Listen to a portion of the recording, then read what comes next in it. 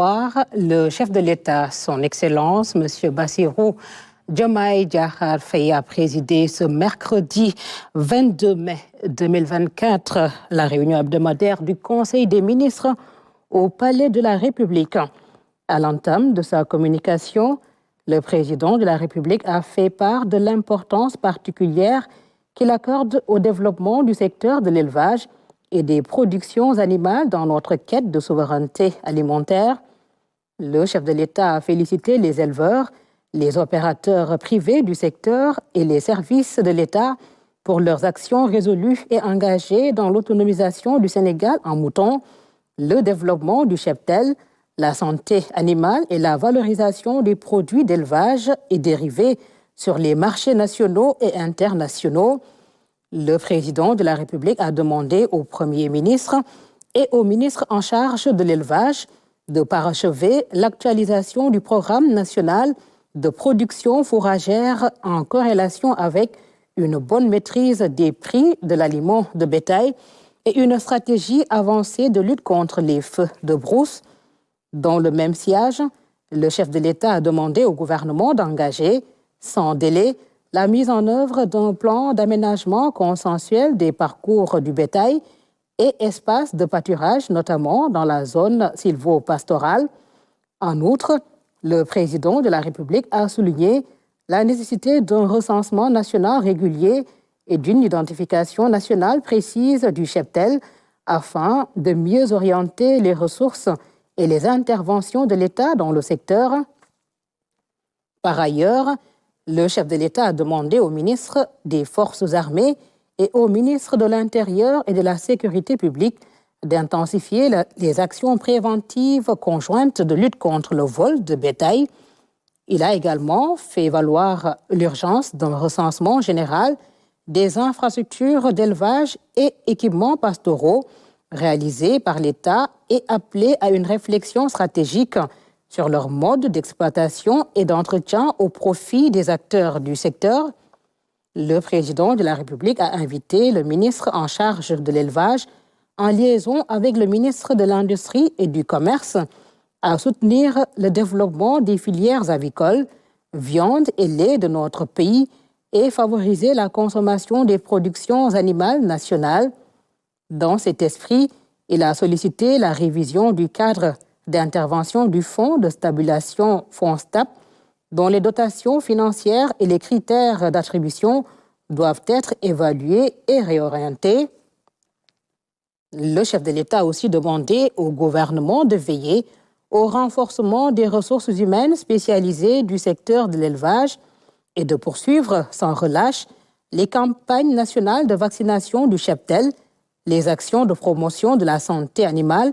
et la recherche en matière d'amélioration des races bovines, évoquant l'autonomisation et la promotion économique des femmes. Le président de la République a rappelé que le projet d'un Sénégal souverain, juste et prospère accorde une importance primordiale aux femmes et à leur rôle déterminant dans la consolidation de la famille, du développement économique et du renforcement des solidarités dans notre société. Il a saisi l'occasion de ce conseil pour magnifier la contribution significative des femmes pour un Sénégal prospère dans la justice sociale. Sur cette lancée, le chef de l'État a demandé au gouvernement de procéder à un audit des mécanismes et instruments de promotion économique et sociale des femmes et l'actualisation des plans, stratégies et actions destinés au renforcement de leur autonomie. Dans cette dynamique, le président de la République a invité le gouvernement à préparer,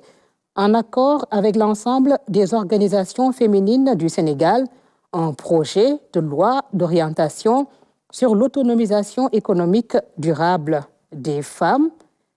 Enfin, au titre de son agenda diplomatique, le chef de l'État est revenu sur les visites d'amitié et de travail qu'il a effectuées au Nigeria et au Ghana, respectivement les 16 et 17 mai 2024. Dans sa communication au Conseil, le Premier ministre est revenu sur les priorités gouvernementales. À cet égard, il a donné aux ministres concernés des orientations en vue de la réduction du train de vie de l'État avec notamment les démarches à entreprendre pour la récupération de son patrimoine foncier et bâti cédé à des privés dans des conditions irrégulières, alors que des services administratifs font recours à la location. Il a également indiqué la nécessité d'accorder une attention urgente au programme de construction de logements sociaux recentré sur les nouvelles orientations du gouvernement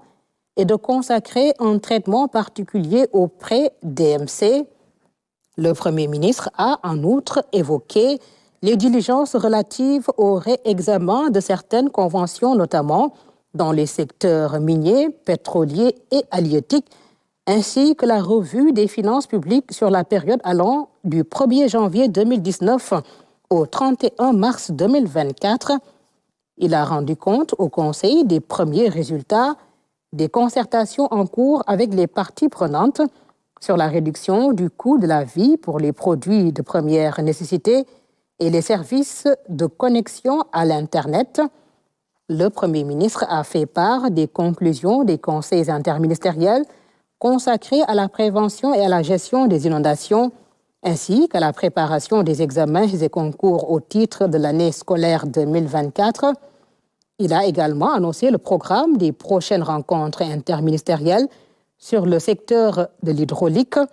les infrastructures maritimes et portuaires, ainsi que sur la prévention et la sécurité routière. Le Premier ministre a demandé aux ministres et secrétaires d'État de proposer les mesures et ajustements à envisager à l'issue de la réalisation de l'état des lieux, des programmes et projets du capital humain et des ressources budgétaires trouvées dans leurs ministères respectifs à leur prise de fonction. Enfin, le Premier ministre a partagé avec le Conseil les orientations qu'il compte imprimer à la relance du service civique national.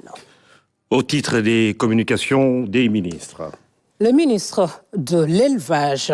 le ministre de l'Énergie, du Pétrole et des Mines a fait une communication sur l'état d'avancement des projets pétroliers et gaziers d'une part et d'autre part sur l'exploitation des phosphates de Ndendori Wali Diala. Le ministre de la Jeunesse, des Sports et de la Culture a fait une communication sur la situation du programme Réundawi et sur l'état de construction des maisons de la jeunesse et de la citoyenneté.